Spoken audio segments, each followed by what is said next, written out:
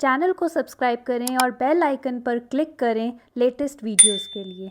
Hello friends, स्वागत है आप सभी का कटोश ट्यूब्स हिंदी चैनल में। मेरा नाम है विशा और आज की इस वीडियो में हम सभी बात करेंगे कि NCHM CT एग्ज़ाम के लिए कैसे प्रिपेयर करें, क्या राइट स्ट्रेटजी होनी चाहिए सो दैट कि हमारा NCHM CT JEE एग्ज़ाम एक ही बारी में क्लियर हो जाए। तो इन्हीं सब बातों के बारे में आज हम डिस्कस करेंगे। इन केस अगर आपने NCHM CT एग्ज़ाम क्या होता है और उसमें कैसे अप्लाई करते हैं, इन सब इन्फॉर्मेशन को मिस किया है तो आप ऊपर दिए हुए लिंक पर क्लिक कर सकते हैं। तो आइए शुरू करते हैं हमारी इस वीडियो को।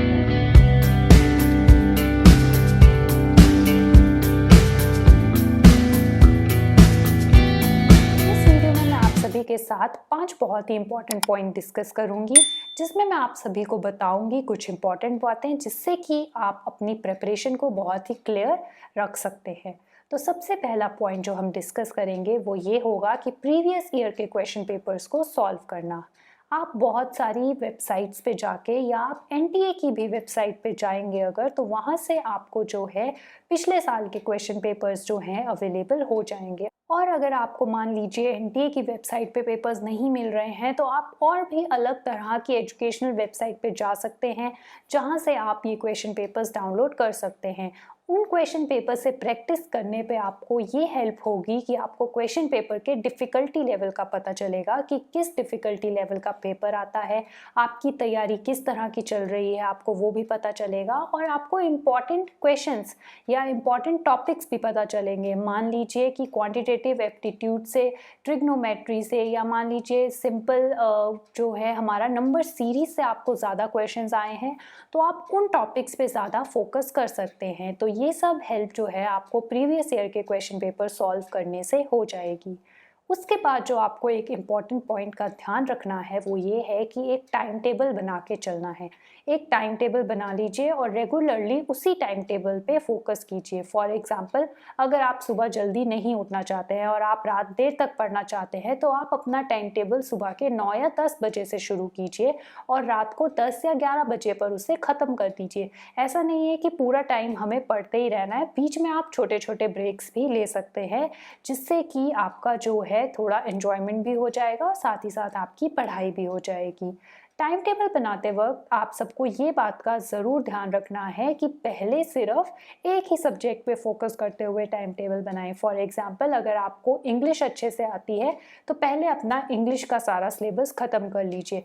फिर आपको रीजनिंग अच्छे से आती है तो अपना रीजनिंग का सारा सिलेबस अच्छे से ख़त्म कर लीजिए। इससे क्या होगा, आपका कॉन्फिडेंस बिल्ड होगा और आप उन सब्जेक्ट्स को ख़त्म करते जाएंगे तो आपके पास सिर्फ फिर एंड में आते आते वही सब्जेक्ट बचेगा जिसमें आपका कॉन्फिडेंस थोड़ा सा लो है, और फिर अब आप अपना सारा टाइम जो है उस सब्जेक्ट को दे सकते हैं। उसके बाद जो आपको एक बात ध्यान में रखनी है वो ये है कि इम्पॉर्टेंट फार्मूलाज के नोट्स बनाने हैं। यस, जैसे ही कोई इम्पॉर्टेंट फार्मूला या कोई भी ट्रिक जिससे जो है क्वेश्चन 2 सेकंड में सॉल्व हो जाता है, उसके लिए एक बड़ा सा चार्ट बना लीजिए। उसमें वो सारे फॉर्मूलाज नोट कर लीजिए। बड़ा सा चार्ट नहीं बनाना चाहते हैं, आपको पेपर से जस्ट 1 घंटा पहले भी रिवाइज करना है, तो एक अपनी नोटबुक लगा लीजिए सिर्फ फार्मूलाज नोट डाउन करने के लिए, जिसमें आप अपने शॉर्टकट मेथड्स और अपने फार्मूलाज को नोट डाउन कर लें, सो दैट कि एग्ज़ाम में जाने से पहले भी अगर आप उस पर एक बार नज़र लगाएंगे तो आपको वो सब एग्ज़ाम के टाइम पे रिकॉल हो जाएंगे कि हाँ, मैंने ये फार्मूला लिखा था, मैंने ये शॉर्टकट टिप लिखी थी, तो इसको यूज़ करके मैं ये वाले क्वेश्चंस अच्छे से सॉल्व कर सकता हूँ। तो ये तो थे बहुत ही इंपॉर्टेंट 3 पॉइंट्स कि प्रीवियस ईयर के पेपर सॉल्व करना, टाइम टेबल बनाना और इम्पॉर्टेंट नोट्स या इम्पॉर्टेंट फार्मूलाज के अलग से नोट्स बनाना। उसके अलावा जो 2 और इम्पॉर्टेंट बातें जिनका आपको बिल्कुल ध्यान रखना है वो ये है कि आपको अपना सिलेबस जो है 1 महीने पहले ख़त्म करने की कोशिश करनी है।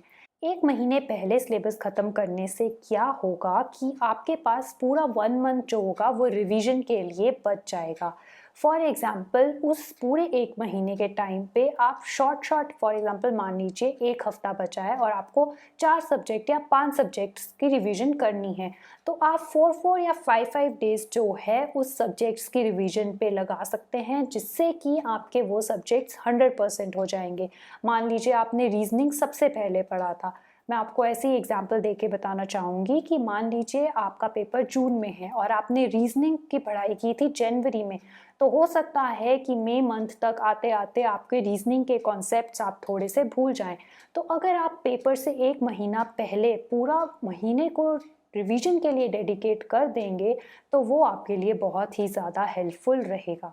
उसके अलावा जो लास्ट प्रेपरेशन टिप मैं आपको बताना चाहूँगी वो प्रेपरेशन टिप ना होते हुए एक अलग तरह की मैं आपको जस्ट एक सलाह देना चाहूँगी कि अगर आपके कोई और फ्रेंड्स भी प्रिपेयर कर रहे हैं NCHM-CT के लिए तो उनके साथ अपना कंपैरिजन मत कीजिएगा। हो सकता है उनका क्वांट बहुत अच्छा हो और उनकी इंग्लिश बहुत अच्छी हो जो उन्होंने पहले से ही ख़त्म कर लिया है और वो आपको इस बारे में बता रहे हैं, तो आपको डीमोटिवेट नहीं होना है वो सब इन्फॉर्मेशन जान के। अगर वो आपको ये सब बताते भी हैं तो भी आप अपने टाइम टेबल पे अपनी स्ट्रैटेजी पे फोकस्ड रहें। अगर आप राइट स्ट्रैटेजी बनाते हैं तो NCHM-CT JEE एग्ज़ाम जो है वो एक ईजी एग्ज़ाम है और इसे क्रैक करना बहुत ही आसान है। उसके अलावा मैं आप सबको ये भी बताना चाहती हूँ कि अगर आप मान लीजिए JEE मेन के लिए या नीट के लिए या और भी किसी भी बड़े एग्ज़ाम के लिए प्रिपेयर कर रहे हैं तो उसकी प्रिपरेशन और NCHM-CT की प्रिपरेशन को मिक्सअप ना करें, क्योंकि उनका डिफ़िकल्टी लेवल बहुत ही अलग होता है और उन एग्ज़ाम्स में बहुत ही अलग तरह के क्वेश्चन पूछे जाते हैं।